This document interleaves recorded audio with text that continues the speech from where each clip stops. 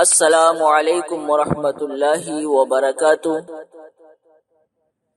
بسم اللہ الرحمن الرحیم۔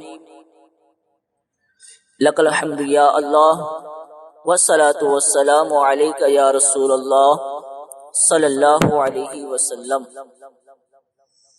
سامعین احتشام، آج شیعہ حضرات کی کچھ گستاخیاں بتاؤں گا جنہیں آپ سن کر یقیناً حیران ہو جائیں گے اور آپ کہنے پر مجبور ہو جائیں گے کہ یہ بدبخت اور نیچ قوم ہے۔ شیعہ کی کتاب میں لکھا ہے کہ اولاد نہ ہوتی ہو، سورہ آل عمران زعفران و گلاب سے لکھ کر عورت باندھے حمل رہے گا، اور آگے لکھا ہے سورہ فجر 11 مرتبہ پڑھ کر آلے تناسل پر دم کرے اور زوجہ سے نزدیکی کرے، اللہ تعالی فرزند عطا فرمائے گا۔ دیکھا آپ نے ان کا فارمولہ۔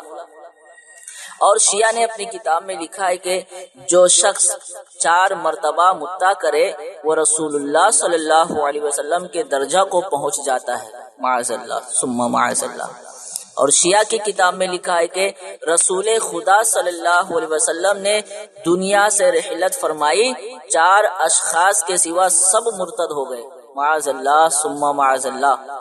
اور شیعہ نے اپنی کتاب میں لکھا کہ حضور صلی اللہ علیہ وسلم مختون پیدا ہوئے، چونکہ حضور صلی اللہ علیہ وسلم کی والدہ کا دودھ کم تھا، اس لیے ایک روز حضرت ابو طالب نے اپنی چھاتی سے حضور صلی اللہ علیہ وسلم کا منہ لگایا، خدا نے اس سے دودھ جاری کر دیا۔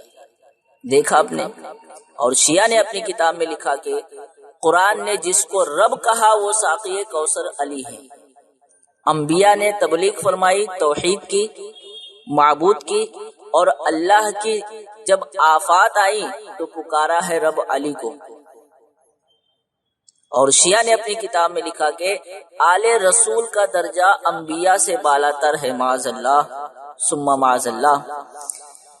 یہ شیعہ حضرات کی گستاخیاں ہیں اور بہت ساری باتیں ہیں، انشاءاللہ عز و جل جلد ہی آپ کے سامنے جو ہے لاؤں گا، اور آپ کو معلوم ہوگا یہ کتنے بڑے گستاخ، بے ادب، اندھے گونگے بہرے جاہل ایکٹر ہیں۔ یہ ایکٹر، ان کے ذاکرین جو ہوتے ہیں نا، ان کے بیانات اگر کسی نے سنا ہوگا، میں یہی آپ سے گزارش کرتا ہوں کہ آپ نہ سنیں، فقط اہل سنت والجماعت کے جو واعظین ہیں، جو مقررین ہیں، ان کے ہی بیانات آپ سنیں۔ یہ بہت بڑے ایکٹر ہوتے ہیں، یہ بہت ہی چالاکی اور مکاری کے ساتھ لوگوں کو گھما دیتے ہیں۔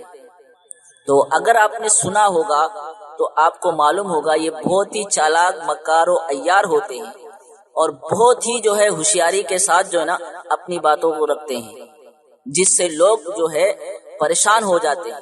تو آپ سے گزارش ہے کہ ان کے بیانات بالکل بھی آپ نہ سنیں۔ یہ بہت بڑے ایکٹر ہوتے ہیں، بہت بڑے ایکٹر ہوتے ہیں، منہ آڑا ٹیڑھا کریں گے، رونے کا ڈھونگ کریں گے، ہائے ہائے، اور سینہ پیٹیں گے، طرح طرح کی جو ہے نا مکاریاں کرتے ہیں اور لوگوں کو بے وقوف بناتے ہیں۔